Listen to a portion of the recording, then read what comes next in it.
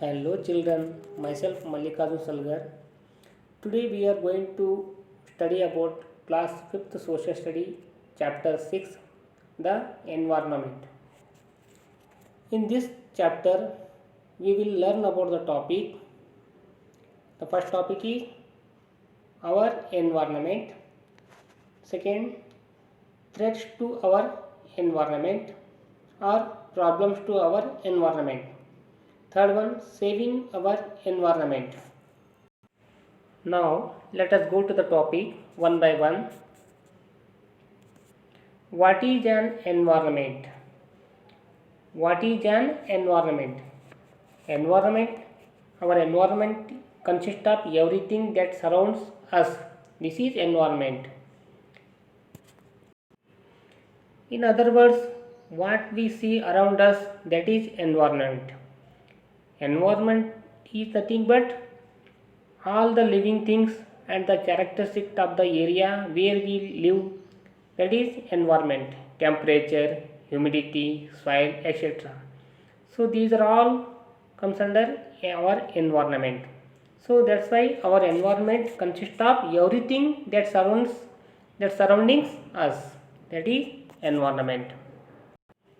So children, look at this picture. This shows our environment. Our environment contain all, it means rivers, plants, roads, buildings, animals, and whatever it is. It means it contain all living things and non-living things. So our environment contain living and non-living things. So that's why we can say our environment consists of everything that's surrounding us. So this is our environment. So let us go to the next topic. Components of environment. As you know already, the environment contains living things and non-living things. People, animals and plants are the living things. Fan, buildings, water, etc. These are comes under non-living things. So environment can be divided into the following component. Those are biotic. The other meaning of the biotic is living components, and abiotic. The other meaning of the abiotic is non-living components. So these are the components of the environment. I repeat once again, components of environment: biotic and abiotic. Biotic it includes the all living organism, example plants, animals, birds, etc. And abiotic, all the non-living things are included in this category. Those are climatic conditions, soil, minerals, etc. Here one thing is very important. The biotic components also consist of small microorganisms or microbes which you are unable to see because they are too small and we need a microscope to look at them. That is very important. So this is the difference between the biotic and abiotic components of our environment. Children, biotic and abiotic components depend on each other for survival. For example, plants provide us air to breathe, wood for furniture, fruits to eat, fire to keep our house warm, medicines, honeydews, etc. So without trees we cannot have wood, and without wood we cannot have furniture. Similarly, plants depends on water without which they cannot live. So in this type, the biotic and abiotic components depend to each other. And also you can take another one example. Animals like bulls and donkeys are used for transportation. Cow and goat give us milk. Sheep give us wool. So in this way we can say that everything in the natural world is connected to another.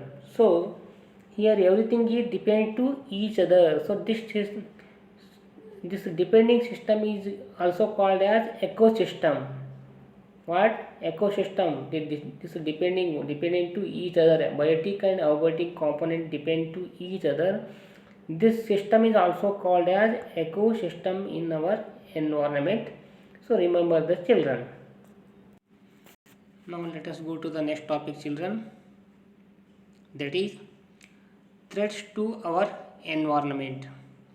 Threats means here the meaning of the threats. It means problem to our environment. Children, the present day our earth is facing many problems because we need to keep our environment very clean. That's why our now present day environment is facing many problems. This is mainly because we have not taken good care of its natural resources. So that is the main reason. Therefore, we need to know what are those natural resources. So what are natural resources here? Resources that occur in our nature are known as natural resources, and these cannot be produced by our mankind. That means, children, which are the resources that is available by naturally is called as natural resources. Example, sunlight, minerals, and etc. You can say give other examples by your own. Natural resources can be classified into two categories. First one is renewable resources, second one is non-renewable resources. So what are renewable resources here? Resources that can be replenished naturally in the course of time are called renewable resources. So it means that, I repeat once again, resources that can be replenished naturally in the course of time are called renewable resources. This means natural resources have the ability to grow back or replenish themselves, hence they never get exhausted. So these resources are known as renewable resources. For example, air, trees, solar energy, wind, sunlight, etc. On the other hand, some resources have very limited stock. Once this stock gets exhausted, it cannot get replenished. These resources are known as non-renewable resources. See the children, here again given definition. I already told you, resources that exist in a limited supply and cannot be replaced if they are used up. If they are used up, are called non-renewable resources. Example, oil, natural gas, coal, nuclear fuels, and etc. As I said, our environment facing many problems due to over exploitation of resources and carefree attitude. So there are many problems like pollution, ozone layer depletion, global warming, greenhouse effect, etc. There are many problems our environment is facing. So our environment is facing the many problems. So now discuss one by one. Let us discuss one by one. There are which are the problems that is facing to that the problems are facing the environment. So let us discuss problems to our environment. The first problem, that is pollution. Pollution harms the environment and all the living beings in many ways. So here, what is pollution? When harmful substances contaminate the environment is called pollution.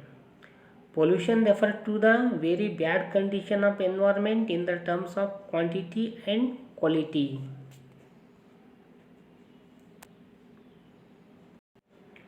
For example, excess of carbon dioxide pollutes the air. There are different kinds of pollutions. This includes air pollution, land pollution, water pollution, and etc.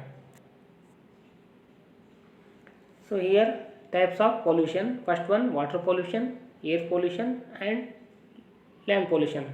Children, let us discuss one by one pollution. Let us go to the topic, that is water pollution. Water pollution.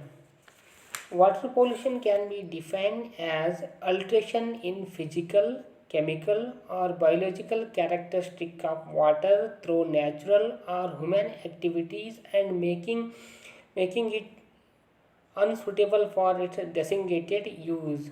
That means here children, alteration means adding, because we can see the many, the dirty, the chemical out from the industrial, they are that going and they joining to river.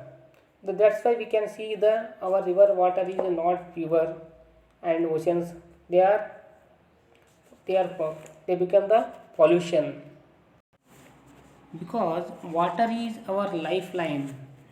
All living beings require water to live. Although more than three-fourths of our planet is covered with water, at less than 1% water is available for consumption. Throughout history, man has used the seas and oceans to dispose waste. This is not only corrupt the quality of life that lives in it, but also harms those who consume it. So that's why we need to know why water is pollution. So what is the main cause of water pollution? Here the one of the main cause of the water pollution is the release of waste into the water bodies. For example, domestic sewage and industrial waste are discharged into rivers or oceans. This pollutes the water and disturbs the marine life. And also the fertilizers used by farmers are carried away by rainwater into the water body, thereby polluting it. Apart from these, in the other sources of water pollution is, there are many ways. The sources of water pollution can be classified here: municipal wastewater, industrial waste, inorganic pollutants, organic pollutants, agriculture waste, marine pollution and thermal pollution. So these are the sources that cause to water pollution. So let us try to understand how industrial waste or pollutes the water. Industrial waste. Industrial waste. The major source of water pollution is the wastewater discharged from the industries and commercial bodies. These industries are chemical, metallurgical, food processing industries, textile, paper industries. They discharge several organic and inorganic pollutants that prove high that prove highly toxic to living beings. It means they discharge highly toxic acids. So in this way, water is polluting. Now let us discuss the next topic, that is air pollution. Air pollution. Air pollution is the introduction of the chemical, particulate matter or biological material that cause harm or discomfort to humans or other living organism, or cause damage to the natural environment or built environment into the atmosphere. A substance in the air that can cause harm to humans and the environment is known as an air pollutant. So remember the children, this is the definition of the air pollution. Children, the present days air pollution has become a global problem. Air pollution is the accumulation of harmful substances in the atmosphere that pose danger to human life and the other living matter on earth. That's why we need to know what are the causes of air pollution. Causes of air pollution. Here carbon dioxide This happens because of the deforestation and fossil fuel burning. Because due to the deforestation increase the carbon dioxide and sulfur dioxide due to the burning of sulfur containing compounds of the fossil fuel. Sulfur oxides very dangerous to human at high concentration. Sulfur in the atmosphere is responsible for acid rain. So not only these causes, apart from these there are many causes are there for the causing air pollution. The vehicles emit poisonous gases which increase the quantity of unwanted gases in the atmosphere. These gases cause depletion of the ozone layer. Children, ozone layer is the layer of gas which acts like a protective shield or protective layer and prevent us harmful radiation of the sun to reach the surface of the earth. So remember the children, this is very important. What is ozone layer? I repeat once again. Ozone layer is the layer of gas which acts like a protective shield and prevents harmful radiation of the sun to reach the surface of the earth. Similarly, cutting down of trees has further resulted in the reduction of the earth capacity to maintain balance of the gases in the air. Children, this air pollution also causes the global warming and greenhouse effect. So let us try to understand what is global warming and greenhouse effect. So here, what is global warming? What is global warming? The gradual increase in the overall temperature of Earth atmosphere due to the greenhouse effect, that is known as global warming. Whereas what is greenhouse effect? The warming of Earth atmosphere due to the build up the heat trapping gases such as carbon dioxide and methane is known as greenhouse effect. Here trapping means to involving. So this is the difference between the global warming and greenhouse effect. In other words, you can understand what is greenhouse effect again. I repeat once again.